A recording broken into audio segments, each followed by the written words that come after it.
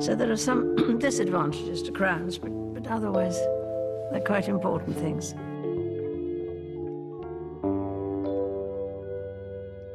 On the evening of January 30th, 2026, Buckingham Palace did something almost unheard of. After decades of keeping certain royal properties completely private, the palace released a short but powerful statement. It was calm, carefully written, and yet it sent shockwaves through royal watchers everywhere. Lady Louise Windsor, the quiet 22-year-old granddaughter of Queen Elizabeth II, had officially inherited a secret Scottish estate that most of the public never even knew existed. The property is known inside royal circles as the Grey House, a name rarely spoken outside the tightest inner circle, a place so private and so closely guarded that even some senior members of the royal family had never stepped foot inside. That alone raised eyebrows. But the real drama had already been unfolding long before the announcement. In the weeks leading up to the public statement, Queen Camilla and members of the Parker Bowles family were reportedly engaged in intense discussions behind closed doors regarding the future of the estate. There were legal consultations, property assessments, strategic conversations, plans were being explored. But in the end, those efforts did not succeed.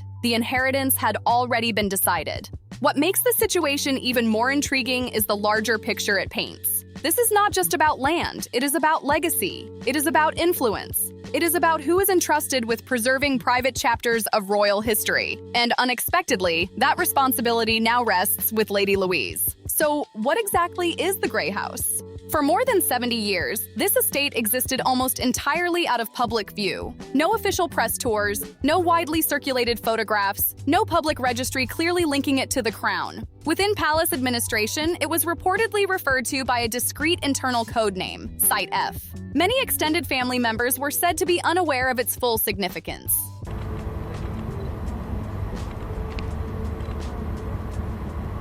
The estate sits on more than 200 acres of rugged cairngorm terrain in the Scottish Highlands. Remote, windswept, surrounded by historic hunting corridors once favored during the reign of Queen Victoria, the location alone speaks volumes. This was not a grand showpiece residence. It was deliberately tucked away from cameras, ceremonies, and formal events. According to accounts from former palace staff, this was not simply another royal home. It was deeply personal to Queen Elizabeth II. The property was acquired in 1952, just months after she ascended the throne. That timing matters. At a moment when her public role expanded dramatically, she quietly secured a private retreat of her own. One detail stands out. The deed did not carry a royal title. Instead, it was purchased through a private holding company. The transaction was managed by a trusted financial advisor who also oversaw elements of the Queen Mother's Highland inheritance. Structurally, it was set up to remain separate from official crown holdings. That decision appears to have been intentional from the very beginning.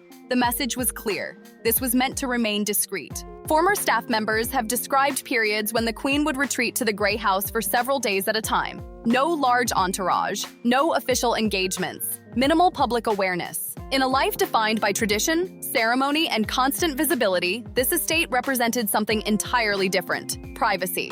Now, decades later, that private sanctuary has become the center of quiet but significant attention. The fact that Lady Louise has inherited it suggests a level of trust and intention that goes far beyond simple property transfer. It signals continuity, it signals preservation, and perhaps most importantly, it signals that some royal traditions are designed to remain deeply personal, even in an age of global scrutiny. The story is still unfolding, but one thing is certain. What was once hidden in the Highland shadows has suddenly stepped into the spotlight.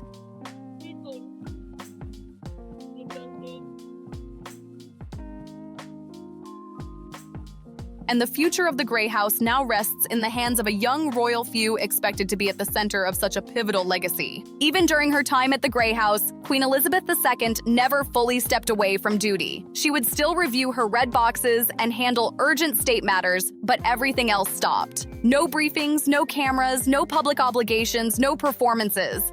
It was one of the only places where she could simply exist as Elizabeth the woman, not Elizabeth the Queen. Prince Philip reportedly found the estate too cold and too isolated. He rarely visited. Princess Anne spent occasional hunting weekends nearby in her younger years, but kept her own space. Princess Margaret visited once and never returned. And King Charles, according to multiple royal sources, never went there at all. Not once. That detail matters more than it seems. When Queen Camilla later explored the possibility of bringing the estate under her influence, Charles had no personal connection to defend. It was never his retreat. It was never his memory. But what truly sets the Grey House apart is not just its privacy. It is what rests inside. Multiple palace sources confirm that Queen Elizabeth used the estate as a secure location for deeply personal and historically important materials. These were not standard royal archive documents. They included handwritten letters, undeveloped photographic negatives, and audio recordings that were never digitized, never formally cataloged, and never transferred into the official royal archive system. Inside those walls are personal diaries from her early reign, private correspondence with global figures such as Dwight D. Eisenhower, Nelson Mandela, and the Shah of Iran. Perhaps most touching of all are voice recordings addressed to her grandchildren, intended to be shared only at specific milestones in their lives. One palace librarian described the collection simply: "There is no scandal, just memory. But memory is powerful. That distinction is important. These materials are not explosive. They are intimate." Under the Crown Archives framework, a reigning monarch can designate certain materials as privately held through legal instruments if they are stored outside official archival channels. When structured correctly, those materials cannot be claimed by the Crown Estate, Parliament, or even by the next monarch. They belong entirely to the named beneficiary. In this case, that beneficiary is Lady Louise Windsor. So when the palace announced her inheritance, it was not just a property transfer. It was the passing of Queen Elizabeth's unfiltered voice, her handwritten reflections, her personal recordings, her private history, the woman behind the crown. Consider what that means. At just 22 years old, Louise now holds access to materials that historians, biographers, and even senior royals cannot view without her permission. She controls documents no museum can display and no reigning monarch can reclaim. That level of trust does not happen by accident. The explanation lies in a relationship that unfolded quietly over several years. Between the summers of 2019 and 2021, Lady Louise spent extended periods at Balmoral with her grandmother. Other family members came and went. Louise stayed. She walked with the Queen in the mornings. She read in private libraries in the afternoons. Most notably, she assisted in organizing personal papers that were never destined for official archives. Former staff members observed something distinct in their bond. Louise did not perform for attention. She did not seek headlines. One lady-in-waiting reportedly noted that Louise was simply present. That quiet consistency mattered. Insiders say Queen Elizabeth saw familiar qualities in her granddaughter: a love of history, a deep affection for animals, a comfort with silence. Some even drew comparisons to Princess Margaret's intelligence and curiosity, but without the turbulence that once surrounded Margaret's public image. It was steadiness, not spectacle, that defined Louise's presence. In October 2021, only months after Prince Philip's funeral, Queen Elizabeth signed a highly specific legal document. It was not her primary will. It was a separate, conditional personal legacy deed created to ensure that the Grey House would never enter the public registry or be absorbed into the Crown estate. The deed included 3 critical provisions. First, the estate would transfer only after the final passing of designated trustees. Second, it would never be subject to Crown review or parliamentary oversight. Third, Queen Camilla, her children, and their direct descendants were explicitly excluded from access. Within royal legal circles, that clause became informally known as Clause 31, referencing an early milestone in Elizabeth's reign when she first visited the estate alone. Only 4 individuals were aware of its existence at the time: the Queen's personal solicitor, Princess Anne, the late Queen's longtime archivist, and Prince Edward. All were sworn to confidentiality. Now consider the timeline. In October 2024, shortly after sealed inheritance documents were reviewed by private counsel, Queen Camilla began making discreet inquiries. She did not mention the Grey House directly. Instead, she asked whether any royal assets had been omitted from duchy-related declarations. It was a strategic approach. Her public role had shifted. She understood that long-term influence within the monarchy often connects to stewardship of legacy properties. In early January 2026, during a private audience at Birk Hall, King Charles's Scottish residence, Camilla presented a proposal. She suggested that the Grey House be placed under shared royal stewardship,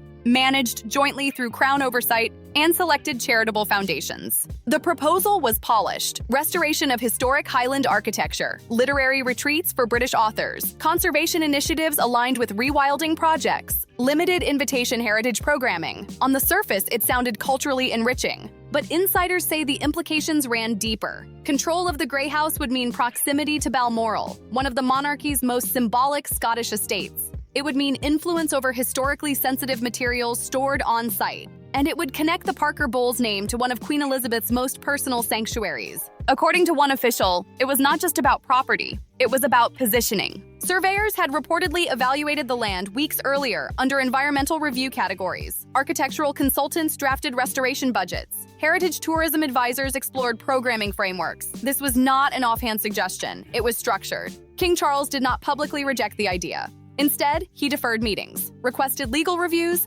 asked the Royal Estate Council to examine ownership structures dating back to the early 1950s. On January 12th, during a closed session attended by the King, his private secretary, and constitutional advisors, a decision was delivered quietly. The estate was not available for reassignment. Not now. Not in the future. Notably, Charles did not cite his mother's private instructions. He did not mention Prince Edward.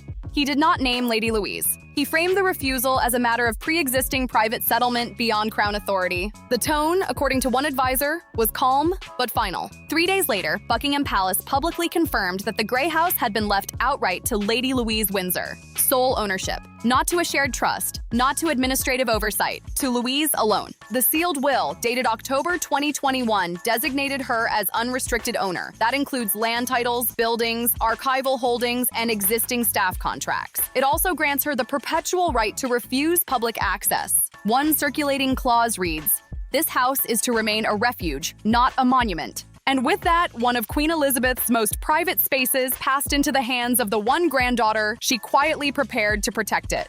Think about the structure of this bequest for a moment. The Grey House did not pass from Queen Elizabeth II to Prince Edward and then down to his daughter. It bypassed him entirely and flowed directly to Lady Louise.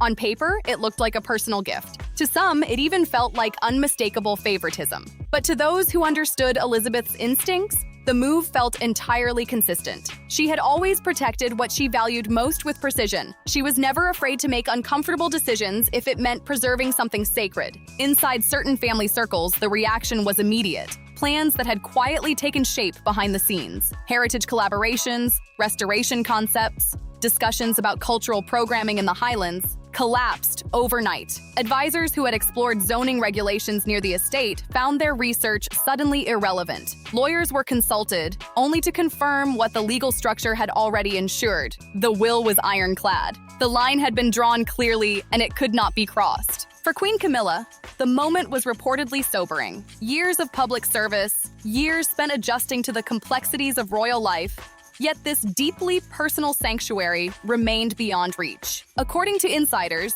the message was unmistakable. Queen Elizabeth had defined the boundary herself, and it stood firm even after her passing. But while many were reacting in real time, Lady Louise had been quietly preparing long before the public knew anything. Since mid-2025, she had made discreet visits to the Grey House. Residents near Glenmore Village later recalled seeing a young woman arriving in simple coats and boots, accompanied by a low-profile protection officer. No fanfare, no motorcade spectacle. She would stay for several days at a time. Publicly, it was described as academic research tied to geographic history. In reality, she was learning stewardship.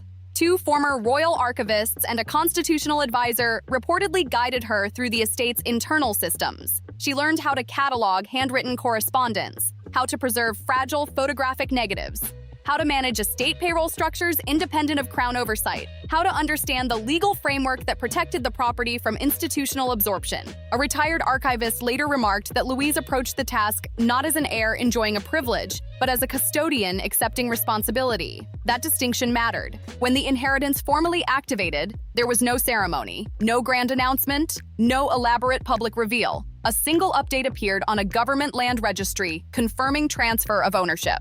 Days later, Buckingham Palace issued a concise statement acknowledging what had already occurred. Observers later described the timing as strategic. The transfer was complete before debate could even begin. In that moment, Lady Louise transitioned from being viewed as a peripheral royal figure to something far more consequential. She became the keeper of Queen Elizabeth's most private reflections. The diaries, letters, and recordings housed within the Grey House were no longer abstract relics of history. They were under her sole authority. And she was not alone in ensuring that transition happened smoothly. Princess Anne played a decisive role behind the scenes. As executor of key procedural elements, she ensured that staff at the estate remained under private trust arrangements rather than being folded into broader Crown systems. When whispers reportedly surfaced about revisiting the arrangement, Anne's response was firm. The sovereign's final wishes were to be honored without reinterpretation. The matter, in her view, was settled. The Duchess of Edinburgh, Sophie, focused on safeguarding privacy. Security protocols were quietly enhanced after reports surfaced of attempted drone scans near the property's northern boundary. None of those efforts resulted in breaches, but the attempts underscored the heightened curiosity surrounding the estate.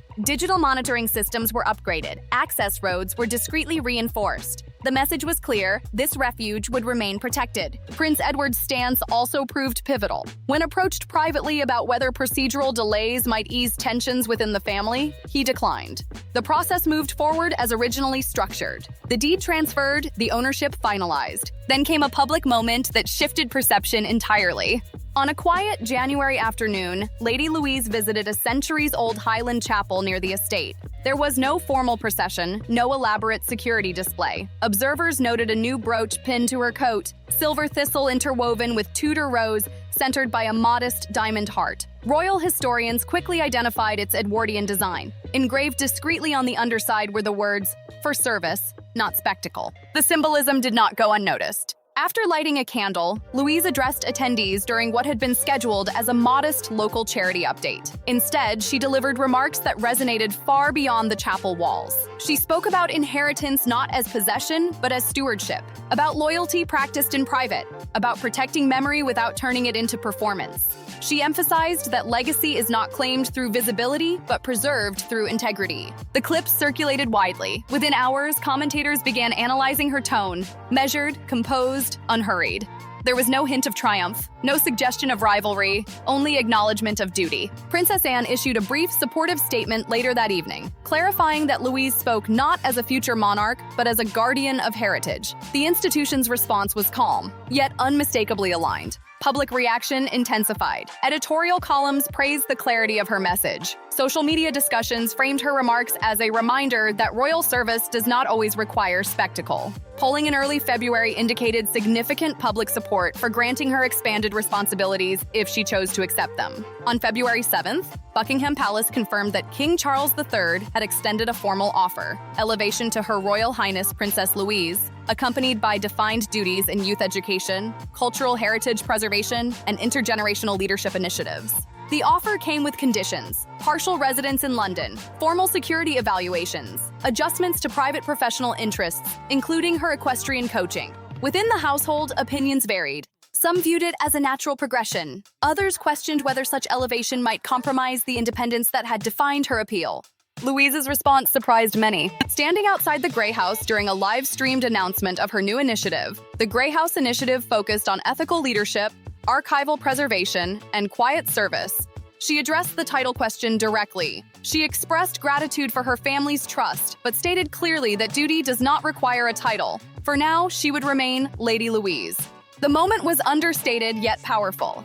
She declined elevation without rejecting responsibility. Days later, it was confirmed that King Charles had written to her personally, acknowledging the quiet strength her grandmother had always valued. Observers described the exchange as deeply meaningful. It signaled continuity rather than competition. By mid-February, a new dynamic had formed within public discourse. On one side were narratives centered on visibility and platform. On the other stood Louise, emphasizing restraint and stewardship. She endured pointed commentary without public rebuttal. She maintained composure amid speculation. She focused on substance rather than symbolism. Meanwhile, institutional developments reflected her influence. The Royal Collection Trust announced an upcoming exhibition titled The Quiet Years, curated jointly by Lady Louise and Princess Anne. The focus would be unseen service, private correspondence, and the enduring power of memory preserved without fanfare. The framing contrasted sharply with more image-driven initiatives unfolding elsewhere.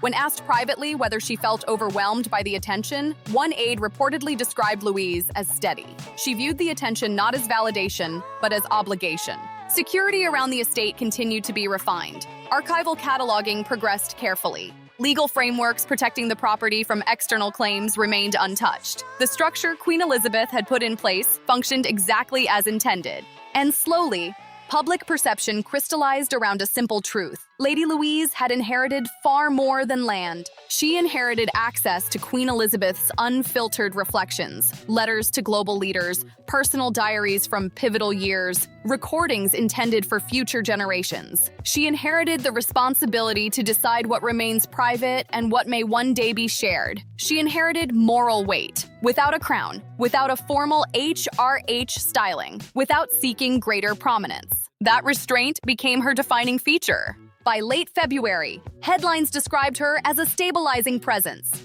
University forums invited her to speak on ethical leadership. Cultural institutions sought partnerships through the Grey House Initiative.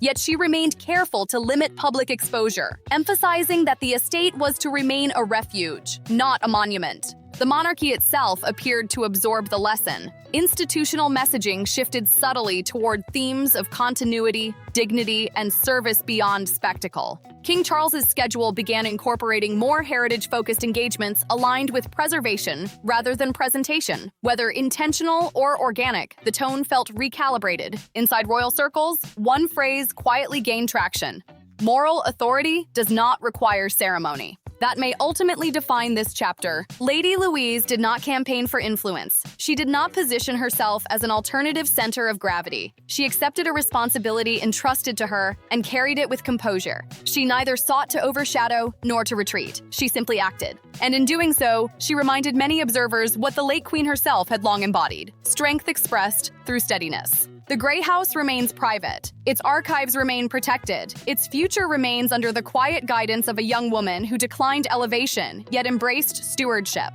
The larger question now is not merely what Lady Louise will become. It is how the monarchy will continue evolving in response to this quieter model of leadership. Because history often remembers not the loudest voices, but the most consistent ones. Sometimes the most powerful inheritance is not a title, nor a public platform. It is the decision to protect what matters when no one demands applause, to serve when recognition is optional, to preserve dignity even when visibility would be easier. Lady Louise Windsor has inherited all of that. If you found this in-depth analysis valuable, be sure to like this video, subscribe for continued royal coverage, share it with others who follow these developments closely, and leave your thoughts in the comments below. I'll see you in the next one.